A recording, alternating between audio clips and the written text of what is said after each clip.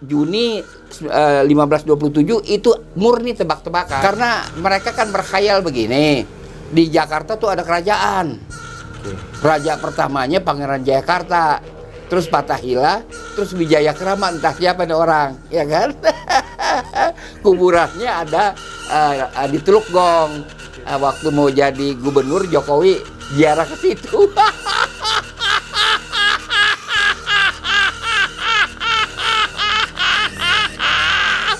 Jadi siapa itu? Nggak, kalau mau angguran 22 Juni jadi hari piagam Jakarta kan, ya, untuk menghadapi hip.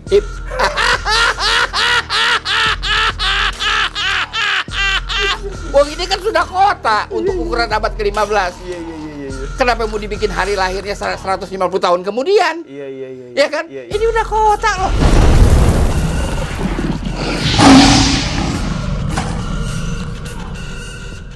Assalamualaikum warahmatullahi wabarakatuh, teman-teman semua. Balik lagi bersama gue Vasco Rusemi di Macan Idealis. Bareng Babe Ridwan Saidi hari ini gue mau diskusi sama Babe mengenai ulang tahun Jakarta nih, sebentar lagi. Tapi pertanyaannya sebenarnya sekarang adalah, apa betul ulang tahun Jakarta itu tanggal 22 Juni?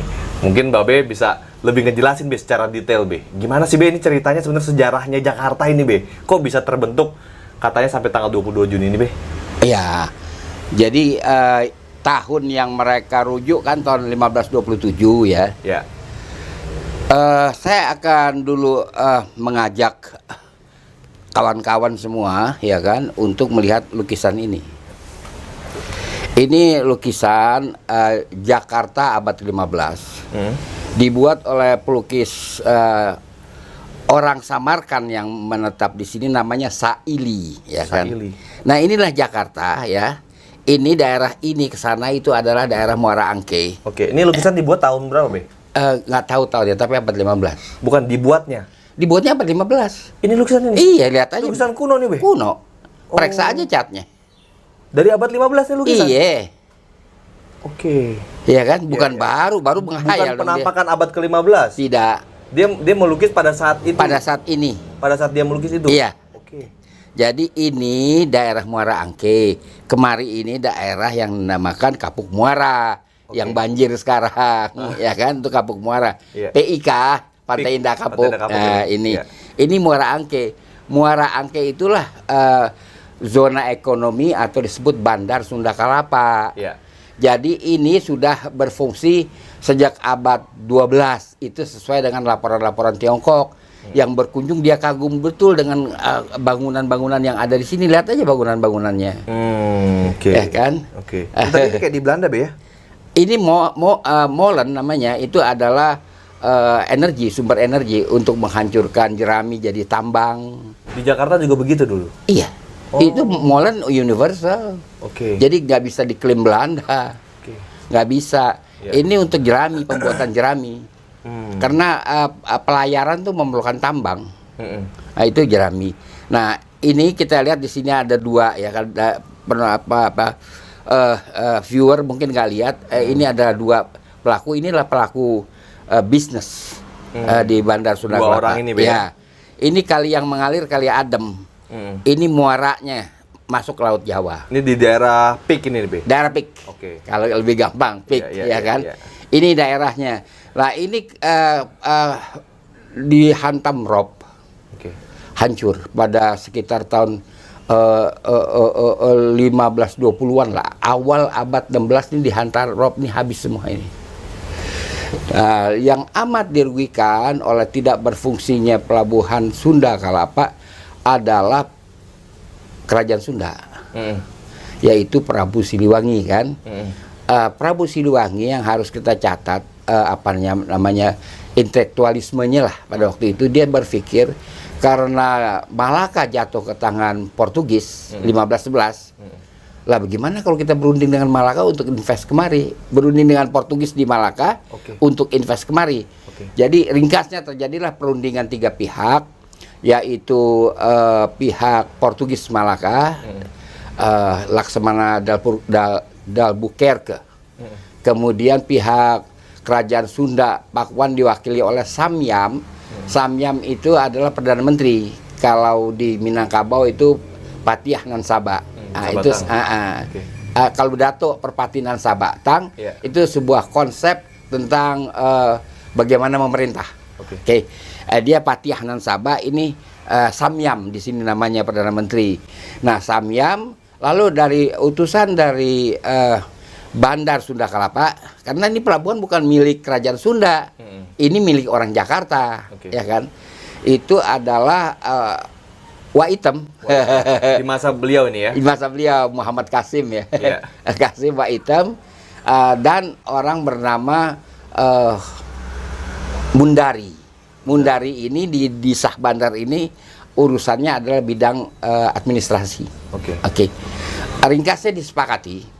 Kesepakatan itu ditandatangani 1521. 1521 disepakati, maka bunyinya begini. Pelabuhan Sunda Kelapa ini merupakan fasilitas, bukan milik, fasilitas dari Kerajaan Sunda. Oke. Satu. Kemudian Portugis akan membangun pelabuhan Kalapa yang di daerah Pasar Ikan sekarang yang ada Menara Syah Bandar. Oke. Ya, kemudian oleh Kerajaan Sunda, Portugis diberi hak monopoli perdagangan lada. Dibangunlah itu dari 1522 sampai 1540. 1527 ada acara apa diperingati? Ini lagi dibangun. Ada acara apa 1527? Kok diperingatin? Ya kan? Apaan memang 1527? Ini lagi dibangun. Pembangunan itu sangat besar ya. Dia meliputi daerah Pasar Ikan, Menara Syah Bandar, Lentera, petunjuk untuk kapal merapat malam. Lalu ada lagi boom dipanggilnya. Boom baru itu di pangkal Kali Besar kiri dan kanan. Itu yang sekarang ada hotel di sana kan? Itu ada boom. Lalu dibangun juga masjid. Masjid itu di Roa Malaka. Roa Malaka ya? Iya, yang arkeolog kagak tahu itu bangunan apa.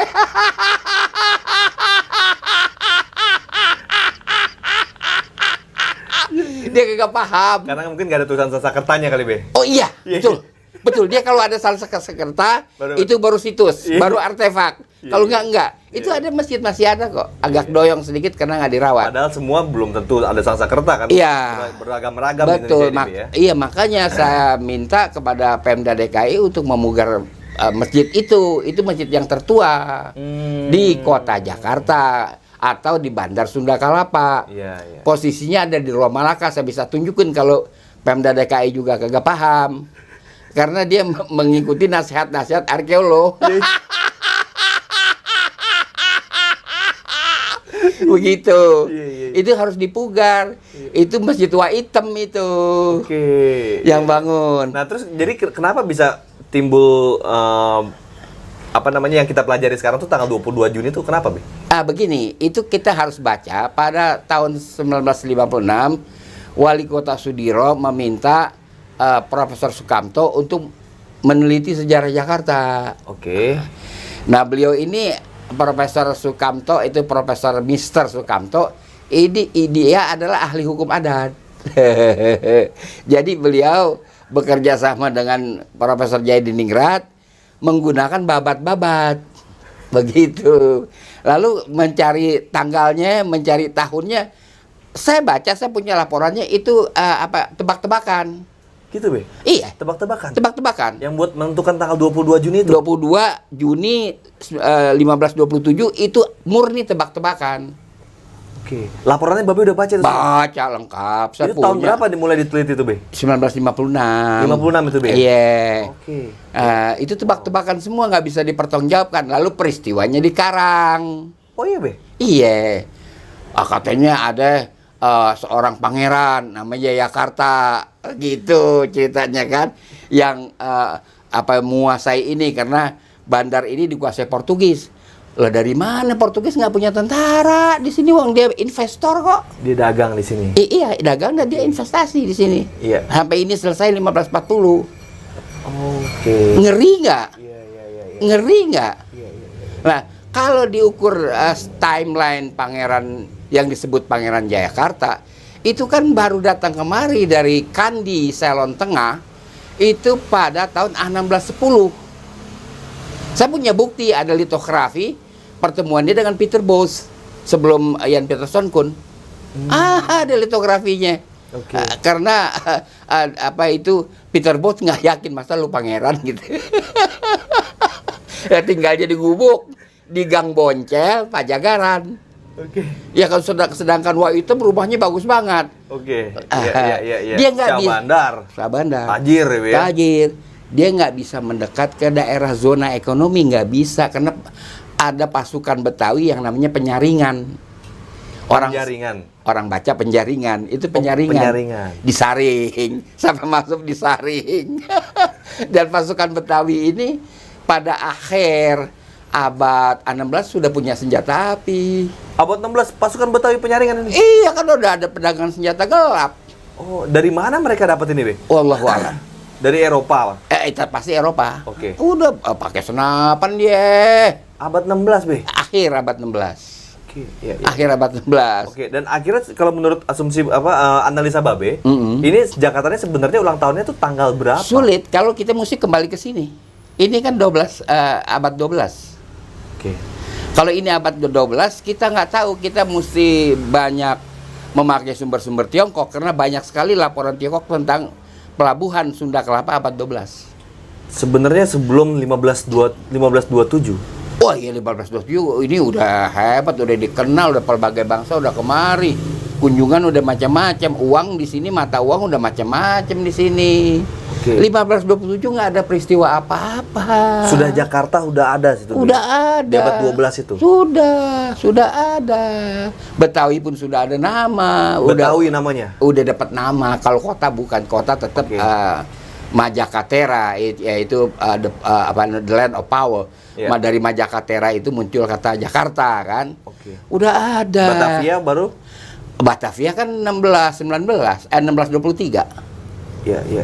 Jadi 4 tahun setelah VOC duduk di sini dia ganti nama jadi Batavia. Nah, kita lanjut. Berarti yang 1527 22 Juni ini hanya kesepakatannya pemerintah pada masa itu. Iya, itu kan warisan Sudiro, dimulai dirayakan tahun 1958 mulai dirayakan itu tahun. Lah orang kan itu waktu tidak punya studi banding. Iya. Dirayakannya di Cikini di bioskop Garden Hall. Iya. Babe udah sampaikan belum ke Pak Anies, Be? Sudah sampaikan, Be? Sudah. Terus jawaban jadi ya beginilah. Saya bilang kalau mau dipakai tanggal 22 pakai aja tapi jangan dikaitkan 1527 ya kan? Jangan dikaitkan sama cerita ada Pangeran Jayakarta lah, ada Fathahilah lah, itu jangan. Karena mereka kan berkhayal begini. Di Jakarta tuh ada kerajaan. Raja pertamanya Pangeran Jayakarta. Terus Fathahilah, terus Wijayakrama, entah siapa nih orang, ya kan? Kuburannya ada di Teluk Gong. Waktu mau jadi gubernur Jokowi ziarah ke situ.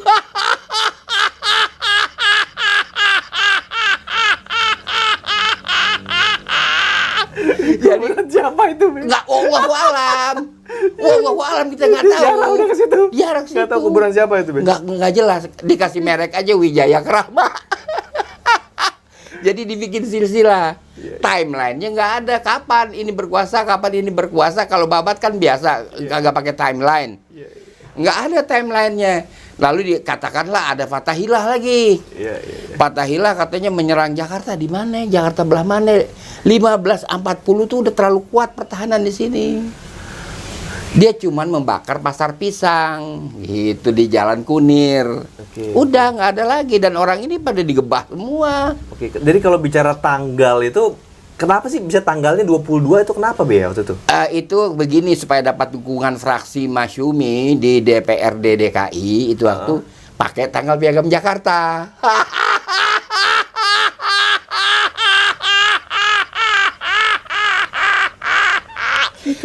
Karena ketuanya dari Masyumi gitu DPRD. Babe Masyumi pada masa itu kan? Iya. Oke. Ketuanya itu DPRD Abdullah Salim namanya. Oke. Supaya Pak Abdullah Salim, oke, Pak Abdullah ini 22 Juni nih hari lahir. Anak akor, kata dia begitu. Dia tanda tangan, anak akor. Kata dia Itu politiknya pada masa itu, Be? Ini politik semua. Oke. Kita kan kalau cerita sejarah jangan begitu. Wow. Ini politik semua, Oke, ya jadi kan? ada kesepakatan lah di situ. Oke, 22 Juni aja gitu. Supaya ini kan Sudiro kan PNI ya. Iya. Dari PNI ya. Iya. Sudiro PNI, praksi terbesar Masyumi. Masyumi kan menang di DKI. Iya. Bagaimana caranya praksi Masyumi terutama ketua DPRD-nya yaitu Pak Abdullah Salim, oke. Iya. Jabatan Babe dulu apa di situ? Di Masyumi? Saya masih umur 16 kan. Oh, masih muda ya? Masih kadar, muda. Be, ya? Oke. Masih kadar. Oke. Jadi Kadar muda. dengan gampang dia dapat persetujuan Pak Abdullah Salim. Oh. Tapi tetap ada yang nggak setuju. Iya. Hasil voting saya punya apa namanya reportase atau notulen persidangan itu. Wow. Nah ini apa masa mau diteruskan ya kayak begini? Iya. Bahwa lepas 22 Juni adalah Hari Piagam Jakarta. Pak Salim, Abdullah Salim setuju karena itu Hari Piagam Jakarta 22 Juni ini Pak. Tapi saran Babe tahun yang dimundurin atau tanggal yang dirubah? Lah misalnya? tahunnya ya udah salah itu waktu nggak ada apa-apa. Orang kalau di Jakarta orang Portugis itu dagang kebanyakan perempuan. Iya. Misalnya saya sebut ya Tanah Nyonya. Iya. Kita nggak bilang Jalan Gunung Sari dari mulai titik Senen sampai Pintu Besi itu namanya Tanah Nyonya, dimiliki oleh Nyonya Portugis. Kuburannya di Sumur Batu. Saya udah pergi kuburan dia. Lalu ada di Jalan Batu Tulis, jalan di Pecenongan itu namanya Jalan Bella. Itu Isabella. Dia juga pedagang. Orang-orang Portugis di sini dagang. Begitu. Tidak bertentara. Tidak, di tempat lain mungkin. Iya. Ternate, Tidore, bahkan di Jakarta Jatim. nggak ada. Nggak ada. Oke. Ya kan? Dia apa namanya main musik. Iya. Kalau bertentara disikat langsung sama pasukannya Waitem waktu Wah itu ya? itu mau pakai senapan. Ya kan? Jadi nggak masuk di akal. Ini zona ekonomi Bandar Sunda Kelapa nggak pernah dikuasai oleh siapapun, hatta oleh VOC. Hatta VOC. VOC nggak berani bikin bangunan di daerah zona ekonomi. Bangunan yang dibikin di luar itu. Oke, iya. Nggak ada. Dia Di berani. wilayah sekitar kota itu mungkin, Be ya? Dia bikin bangunannya di daerah yang Jalan Kakap namanya. Oke. Baru di Jalan Kakap dia main. Oke. Jalan Kakap udah di luar. Di daerah Jalan Kakap dia bangun. Iya. Gitu. Ini menarik banget, Be. Jadi ternyata selama ini kita merayakan ulang tahun Jakarta adalah berdasarkan hasil dari risetnya arkeolog tadi. Dia bukan arkeolog, ahli hukum adat. Ahli hukum adat Iya. yang disepakati oleh lokal politik Jakarta. Lokal politik Jakarta. Yang kebetulan waktu itu ada kepimpinan Masyumi di situ tuh, Be ya. Masyumi mimpin DPRD. Pimpin DPRD ya. Jadi itu terjadi kesepakatan, ya kan? Kalau mau angguran 22 Juni jadi Hari Piagam Jakarta kan? Iya. Untuk menghadapi HIP.